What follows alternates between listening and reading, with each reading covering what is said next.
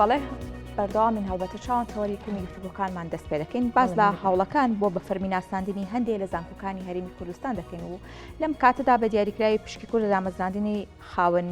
بڕوانامەکان لە بە شێوەیەکی گشتی با بڵێن لە ناوەندەکانی عێراق و هاوکات لە هەرێمی کوردستاندا چۆن دەبێت تایبەت بەم بابەتانە قسە و گفتوگۆ دەکەین بە میوانداری زۆر بەڕێز بەدری حسێن ئەندامی ئەنجومەنی نوێنەرانی عێراق لە لیژنەی خوێندنی باڵا خاتوبەری سپاس بۆ ئامادەبوونی بەڕێستان بەخێراتی دەستان خۆش بەیانی بەڕێز و هەموو بینەرانی خۆشەویستیش باش زۆر سپاس هەڵبەتە ئەوەی ئاگادارین کە هەوڵ هەیە بۆ ئەوەی کە بە شێوەیەکی گشتی خود هەوڵ بدرێت کە هەندێک لە زانکۆکانی هەرێمی کوردستان بە فەرمی بناسێنرێت و دوای ئەو خوێندکارانەی کە لەو زانکۆیانەدا بڕوانامە بەدەست دێنن بڕوانامەکانیان باوەڕ پێکراو بێت دۆخی ئێستەی عێراق بۆ ئەم هەنگاوە چیمان پێ دەڵێت چۆن دەخواست یا دۆخی ئێستەی عێراق گونجاوە بۆ ئەوەی کە ئەم هەوڵانە ئەنجامیان هەبێ؟ بەڵێ دیارە دۆخی ئێستای عێراق بەڕاستی لە دۆخێکی هەستیاردا تێدەپەڕێ هەم لە ڕووی ئابوووریەوە هەم لە ڕووی ئەمنیەوە هەم لە ڕووی سیاسیەوە خۆتان نەزانن ئێمە لە پەرلەمان گرفتی سەرۆکی پەرلەمانمان هەیە تاو کەستێک لە نەکراوەتەوە و دۆخی ئابووری عێراق ڕۆژ بە ڕۆژ بەرەو خراپتر دەچێت خۆتان نەزانن دیناری عێراقی ڕۆژ بە ڕۆژ لە داغبەزیندایە ئەمەش گرفتێکە کاری کردوتە سەر کاروباری حکوومەت و ژیانی هاوڵاتیان و هەروەها لە ڕووی ئەمنیشەوە خۆتان نەزانن بەردەوام لەژێر هەڕەشەی وڵاتانی دراوسێ و هەندێک جاریش ئەمریکا ئەمانە هەموو کاریگەری هەیە لەسەر کاری پەرلەمانتاری و کاری ئیشوکارەکانی ئێمە سەبارەت بە لیژنەی خوێندنی باڵا دیارە ئێمە من وەکو خۆم لە سەرەتای دەست بەکاربوونم لەو لیژنەوە هەوڵی جدیم داوە بۆ ناساندنی ئەو زانکۆیانەی حکوومەتی هەرێمی کوردستان کە تاوەکو ئێستا دانیان پێدانراوە وەکو زانکۆی گەرمیان زانکۆی ڕاپەڕین زانکۆی چەرمۆ زانکۆی کۆلیژی پزیشکی لە زانکۆی کۆیەوە کۆلیژی پزیشتی زانستە تەندروستیەکان لە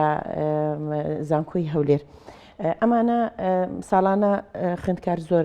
لەو زانکۆیانە تەخەڕوجەکە دوجار ناتوانن وەکو هاوڕێکانی تریان ڕەنگە لە هەمان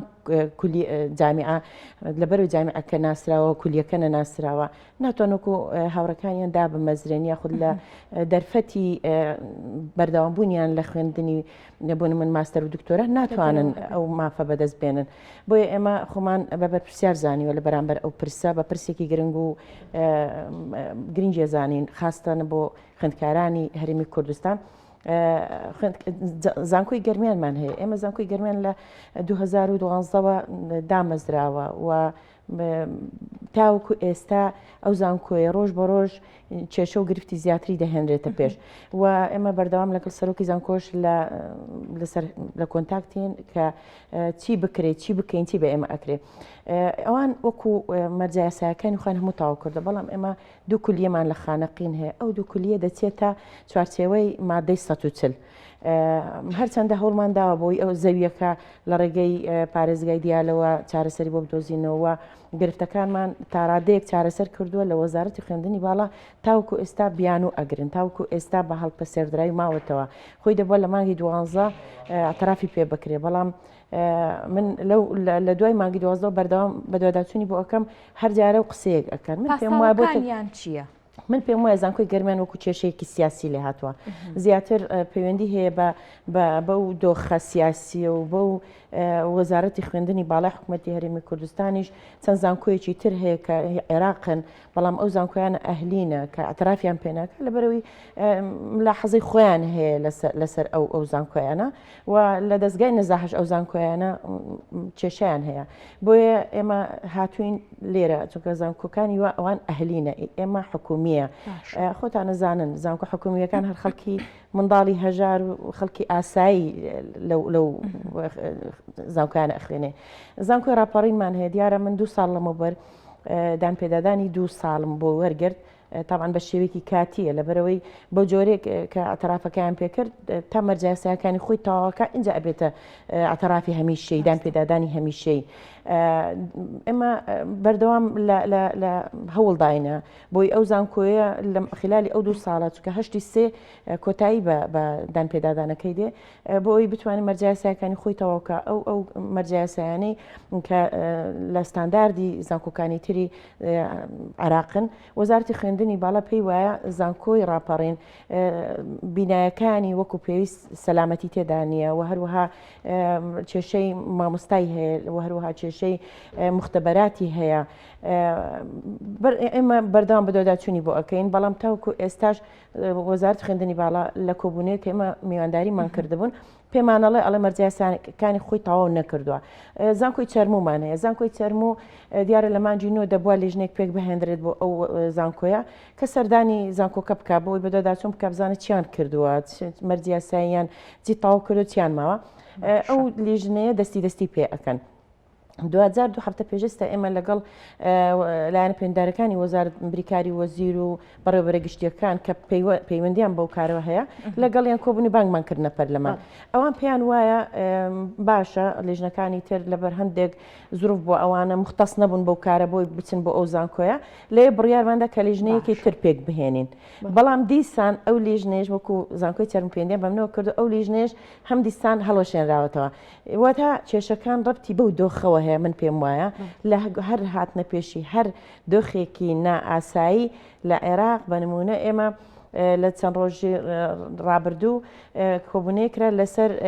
بۆ ئەوەی هێزە بیانیەکان دەرکرێن لە عێراق و ئێمە وەکو کورد تەئیدی ئەو پێشنیاری ئەوانمان نەکرد و هەرچەندە یاسایی نەبوو کە هاتە پەرلەمان ئێمە وەکو لایەنە یاساییەکەش تەماشامان کرد و هەروەها نەشمانویست ببینە هۆکاری ئەوەی کە دۆخی عێراق ئالۆسترکەین ئێمە هەمیشە کار لەسەرەوەکەین وەکو کورد پێمان باشە دۆخی عێراق ئاسایی بێتەوە نەک ئالۆستریکەین ئەوەش کاریگەری خۆی هەبوو بێگومان لەسەر ئەو کەواتە بە درێخان ئێدان پێدانانی بەش لە زانکۆکانی هەرێمی کوردستان کاریگەری دەبێت لەسەر دامەزراندنی خاوەن بڕوانامەکانیان بۆ نمونە ئەوانەی کە خاوەن بڕوانامی ماستەرن دکتۆران پشکی کورد ڕێژەی کورد لە دامەزراندنی ئەم خاوەن بڕوانامە لە ئاستی عێراقدا بە بەراورد بە عێراق چەندە؟ طبعا بەراورد لەگەڵ عێراق زۆر کەمە لەبەرەوەی ئێمە ئەزانی چەند ئەوانەی مەشمولن بەو بڕیارە ئەوانن کە لە کارتی زانیاریان لە سنووری مادەی 140 یعنی ئەوانش کە دەبێت زانکۆکەشیان ئەتراف پێکراو بێت بۆ نمونە ئێمە زانکۆی ڕاپەڕین و زانکۆی گەرمیان و چەرموو ناتوان خوێندکارەکانیان دابمەزرێن لەبەرەوەی دانیان پێدانەندراوە بەڵام زانکۆکانی تر بەو مەرجەی کە ئەبێت کارتی زانیاریان مادەی 140 بێت یعنی کێشەمان نیە لە کوردستاندا ئەنیشێ وەرە زانکۆی کوردستانی تاوا کردو بەڵام ئەبێت زانکۆکەی ئەترافی پێکراو بێ و هەروها ئەبێت لە سنووری ینی کارتی زانیاریەکەی لە سنووری مادەی 140 بێت ئەو کاتە ئەتوانێت دابمەزرێ ئەگەرنا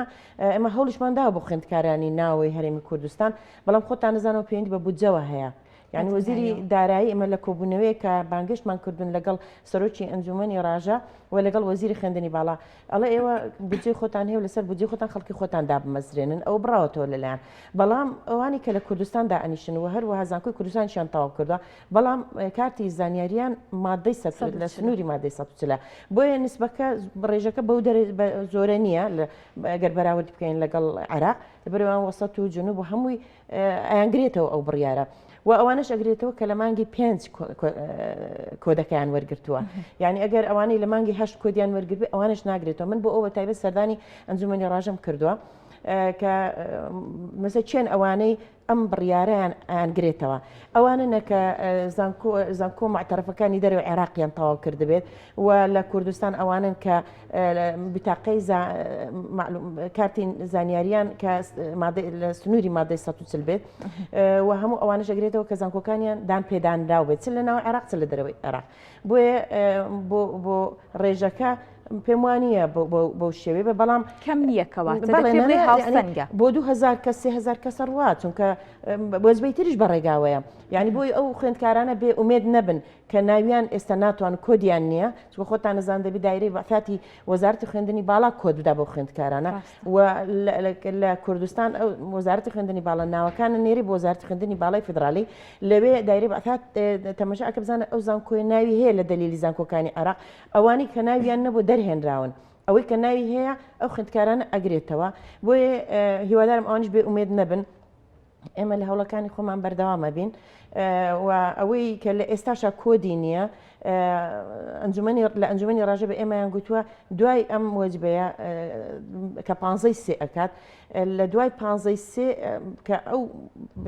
وەجبێتدا ئەمەزرێ دوای ئەوانە دەرگای تریش ئەکرێتەوە بەڵێ ینی بێ ئومێد نەبن یعنی مە لە هەوڵدا ئەبین لەگەڵ ئەنجومەنی ڕاژە وەزارەتی خوێندنی باڵا و بەڵێنیشیان پێمان داوە کە لە دوای وەجبێ بەرەبەرە چونکە زۆرن بەڕاستی خوێندکارەکان یەکجار زۆر نزیکەی 6,000 خوێندکارە ئەوە ئاسان نییە مثلەن لە ڕووی ئیداریەوە پرۆسەکە چۆن بەڕێوە ئەبرێ کێشەیان هەیە لەوە ئەگەرنا وەجبە دوای یەکتری بەڵام وەکو گوتم ئەو مەرجانە ئەبێ بیانگرێتەوە باشە. هەروەک ئاگادارین کە بۆ نمونە ئەو زانکۆیانی کە لە هەرمی کوردستاندا دانپیانراونی لەلایەن عێراقەوە ئەمە گرفتیان بۆ دروست بووە و هەوڵەکانی پەرلەمان و لایانی پەیوەندیدار تا ئێستا خۆی نەگەیشتۆتە جێ. لەم نێوەندەدا ئالتەرناتیڤی تر چی دەبێت بۆ ئەوەی بتوانن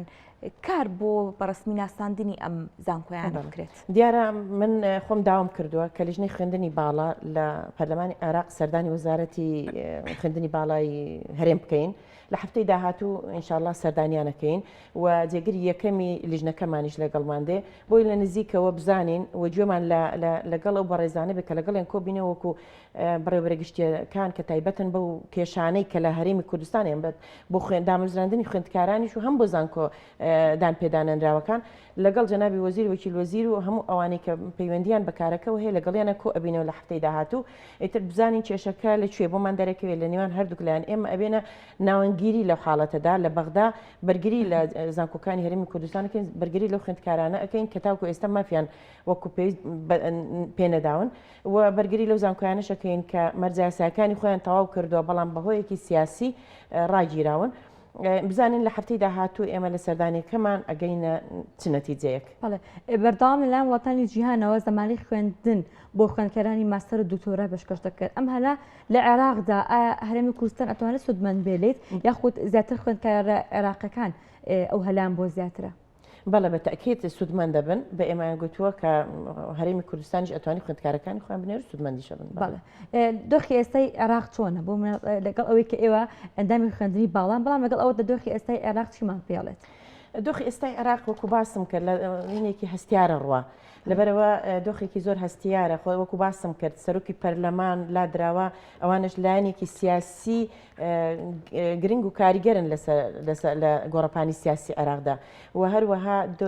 دۆخی ئەمنی خۆتانەزانن بەردەوام لەژێر هەڕەشەی وڵاتانی دەوروبەردایە ئەمانە هەموو کاریگەری کردووە لەسەر ناکۆچی و ناتەبای لایەنە سیاسیەکان بەیەکەوە بەڵام ئێمە وەکو کورد ئەتوانی زۆر سوود لەو دۆخی ئێستا وەربگرین وەکو تا ئێستا ئێمە بێلایەنیمان نواندووە و نەبووینە لایەنگیری هیچ حزب و لایەنێک و هیچ لایەنێکی سیاسی عێراقی ئێمە بەردەوام لە کاری خێرا قسەمان کردووە و ئەتوانین ئیسیفادە لەو دۆخە بکەین بەڵام بە یەک مەرج بە یەکگرتووی بە تەبایی یەک ڕیزی ناوماڵی کورد ئەتوانین ئێمە کار بکەین ڕێککەوین لەگەڵ ئەو لایەنانەی کە بە تایبەتی سەرۆکی پەرلەمان کە ئەوێت ببێ بە سەرۆکی پەرلەمان ڕێکەوتن بکەین لەسەر ئەو مەلەفانەی تاوەکو ئێستا بە هەڵپەسێردرای ماونەتەوە کێشەی بودجە و موچەی فەرمانبەرانی لەگەڵ ببڕێنینەوە کێشەی بە پارێزگاربوونی هەڵەبجەیە مەلەفی نەوتە ئەتوانین سوود لەو دۆخە وەربگرین بەڵام بە مەرجێک یەک ڕیزی و تەبایی ناوماڵی کورد بە یەک ڕیزی بە یەک دەنگ ئەتوانین هەموو مافەکانی خۆمان لەو دۆخەدا بەدەست بێنین. باشە خات بەدری هەڵبەتە باسەدەوە کردکان باردۆخی ئێستا کاریگەری لەسەر با بڵێن خوێندنی باڵا و بە فەرمی ناساندنی زانکۆکانی هەرێمی کوردستان هەبووە. جیا لەم بابەتە ئەگەر بێ لە ڕووی یاسایی و دەستوریەوە خوێنەوە بۆ ئەم بابەتە بکەین دانپیانەنانی بەغداد بۆ ئەم زانکۆیانە لە ڕووی یاسایی و دەستوریەوە دەکرێت بڵێ ڕێپێدراوە؟ نەخێر بە پێدراوە نییە بەڵام ئەوان لە ڕووی یاساییەوە قسە لەگەڵ ئێمە دەکەن ینی کاتێک کە ئێمە تەمەنەمەوەکو لایەنە یاساییەکە چاودێریەکەین بە دوواداچوونی بۆکەین ئەڵێن ئەم زانکۆیە مەرجیاساکانی خۆی تاو کردە بەڵام لەولا وەکو باسم کرد بنمونە زانکۆی گەرمیان دوو کۆلیژی لە خانەقین هەیە کێشەی زەوی و کێشەی ئەوانە لە زمانی مادەی 140 دێتە سەر ئەوە ئەمە لە ڕووی خۆتانزان مادەی 140 کێشەمانەیە تاوکو ئێستایەکلا نەکراوەتەوە ئەو کێشەیە چارەسەر نەکراوە بۆیە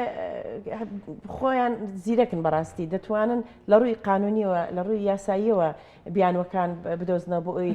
قەنەعەت بە ئێمە بێنن فعلاً لە ڕووی یاساییەوە پێشەوەی زانکۆکە بکرێتەوە بزانکۆکان بکرێتەوە ئەکرا پێش ئەوە ڕەزامەندی بۆ وەربگیرێت و بە فەرمی بناسێندرێت دانی پیا بندرێت اینجا ئەو کاتە ئەم بەشانە بکرێتەوە خوێنکاران وەربگیرە لەبڕی بڕاستی ئەم گرفتیان بۆ دروست نەبێت گرفتەکە هەر بە فەرمی ناساندن یەوەنی خۆت ئاگاداری بەشەکانیشیان بەڕاستی کاڵ و کرچە یعنی پێداویستیەکانیشیان لە بەردەستانیە وڵی من بۆ خۆشمە پرسیارم کردووە کاتێک کە زانکۆیەک ئەکرێتەوە بە تایبەتی زانکۆی حکومی کە پێداویستیەکانی نەبێ بینایی سەلامەت نەبێ و مەسە بۆ نمونە من سەردانی کەمپەسی قەڵازەم کردووە بینایەکەی و درزی داوە لە ڕووی سەلامەتی و بڕ و خێ مەسەڵەن خوێندکارتیا ئەچێ دوای کێشە بۆ خەڵک دروستە بێ ئایا چۆن بیریان لەوە نەکردوێتەوە کە تۆ ینی هیچ مەرجێکی تێدانی و زانکۆکە کراوەتەوە بە نمونە مختبەراتی تێدانی کاتێک کە مختبەرات تێدن ئەو خوێندکارە توانێت لە ڕووی زانستیەوە سوودمەند بێ کاتێک ئەو زانکۆی تاواکە یعنی من نازانم کاتێ چکە بەڕاستی من 2 ساڵە لە پەرلەمانم وە ئاگدار نیمە ینی کە لە سەرتاوە بۆ ئەو زانکۆیانە کراونەتەوە چۆن کراون لەسەر چ بنەمایەک کراونەتەوە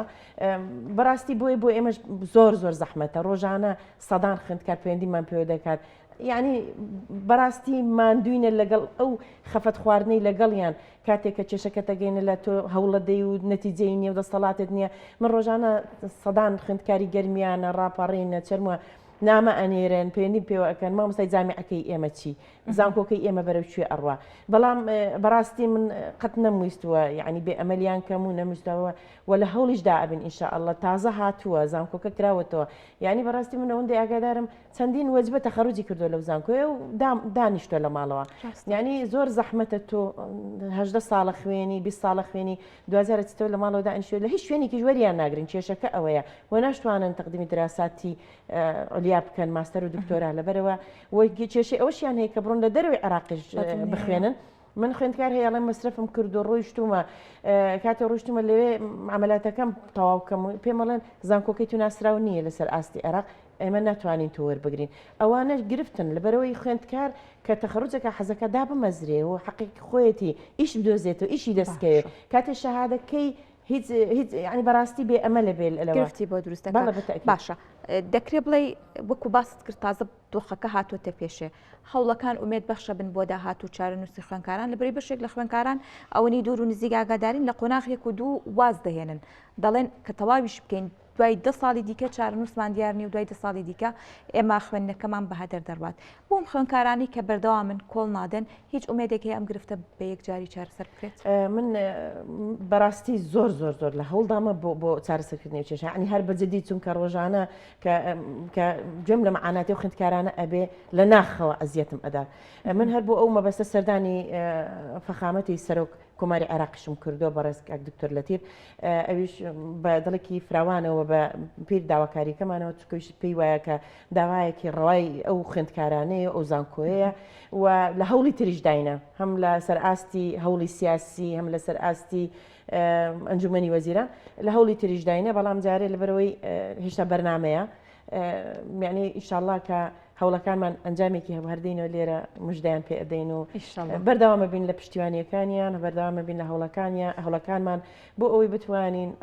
دڵی ئەو خوێندکارانە خۆشکەین کە چەندین ساڵە لە زانکۆیانە دەرچوونە و تاوکو ئێستا دانەمەزراون و ئومێدێکیشیان نیە ئینشاءالله من داوایان لێکم بێ ئومێد نەبن پشتیوانیانین هاوکاریانین ئەوی پێمان بکرێن ئینشاءالله خوا پشتیوان بێت تەقسیری ناکەین ئینشاءالله هەوڵەکانتان دەکاتە جێی خۆی زۆر سپاس بۆ بەڕێستان زۆر سپاس بۆ بەدری حسێن ئەندامی ئەنجومەنی نوێنەرانی عێراق لە لیژنەی خوێندنی باڵا زۆر سپاس بۆ بەڕێستان زۆر بەخێر بێ بەدری خان ئەلکی کێشە سپاس بۆ بەڕێزشتن